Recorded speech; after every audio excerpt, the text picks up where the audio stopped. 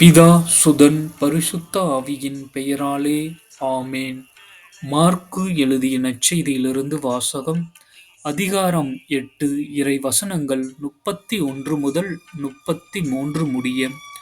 மானிட மகன் பலவாறு துன்பப்படவும், மூப்பர்கள், தலைமை குருக்கள், மறைநூல் அறிஞர்கள் ஆகியோரால் உதறித் தள்ளப்பட்டு கொலை செய்யப்படவும், 3 நாட்களுக்குப் பின் உயிர்த்தெழ வேண்டும் என்று இயேசு அவர்களுக்குக் கற்பிக்கத் தொடங்கினார். இதையெல்லாம் அவர் வெளிப்படையாகவே சொன்னார்.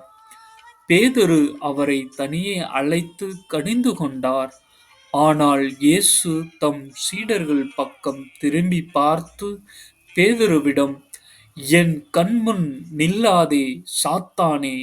ஏனெனில் நீ கடவுளுக்கு ஏற்றவை பற்றி எண்ணாமல் மனிதர்களுக்கு ஏற்றவை பற்றியே எண்ணுகின்றாய் என்று கடிந்து கொண்டார்.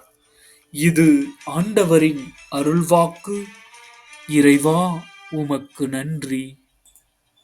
மூவரு இறைவா, நாங்கள் எப்பொழுதும் உங்கள் நினைவில் நிலைத்திருக்க, தெய்வீக திட்டங்களில் மகிழ்ந்திருக்க, மனித விருப்பங்களை விட இறை ஆட்சிக்கே முக்கியத்துவம் அளிக்கும் மன உறுதியைத் தாரும். உமது திரு இரத்தத்தால் எங்களை கழுவியருளும். பரிசுத்த ஆவியால் நிரப்பியருளும். ஆமென்.